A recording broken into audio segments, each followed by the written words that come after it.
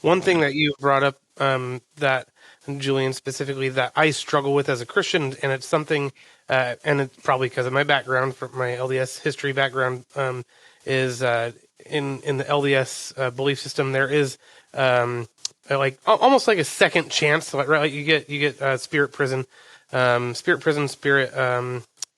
Basically, it's like it's kind of like the sort of similar to Catholicism and their purgatory, yeah, where you kind of get like this second chance to be taught like the gospel after, like in Mormonism, after you die. If you haven't learned the Mormon gospel, then you get to learn it in spirit prison, being taught by those who are in sounds fun. Spirit paradise. Yeah, sounds fun. Sounds like a party. And then yes, exactly. Sounds like a good old time. No, that's okay. No, but it's like a more for sure way of like God saying, "Hey, this is the right way. Choosing to following me this way, or go to hell." Like literally, literally. And so that's one thing as a Christian that I have a really hard time even buying now. Is like, really, like there's no like there like we have up to 100 years to figure it out. And like in the grand scheme of eternity, that's not a lot of time, and it doesn't seem.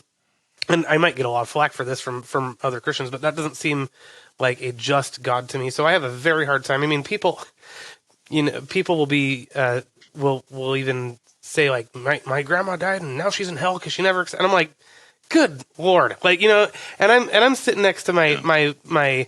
And I don't believe in works, right? I believe in Jesus Christ's grace. I believe in I believe doing good works is a good thing, but I don't believe you're saved by your works, right? So, but I know plenty of Mormons and otherwise.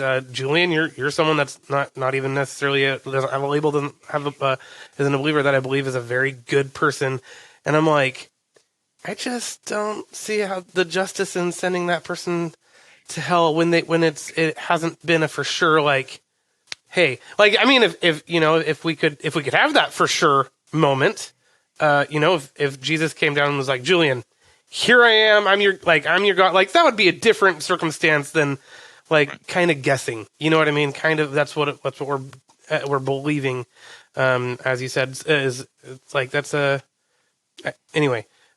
I was sitting next to my mom, who was LDS, and she's spent the last 2 months serving my family, being here for helping us with our medical conditions, and I'm like, I would hate for anybody to be like, my mom died and now she's in hell because she didn't accept Jesus because she's Mormon, and I'm like, that's like, so I feel like that's so I don't know if ignorant is the right word, but but unfair, cruel, really. I mean, cruel. If you think about it, I don't. That's why I can't. I do struggle with that. That's why very I can't much. buy into those things. Yeah. And it's funny that you said the 100 years thing, because I mean, assuming somebody's going to live 100 years, that's probably rare.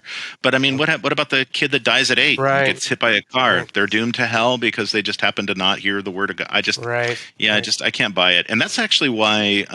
And I forget what religion. Forgive me, but the reincarnation, myth that comes along there, that actually makes more sense to me. Like, hey, Julian didn't learn his lesson. We're going to send him back another time, and then you keep doing it until all of a sudden you learn your lesson. That actually makes more sense. It actually could make a good movie too. Yeah. You're welcome. Yeah, no, absolutely. Yeah, no.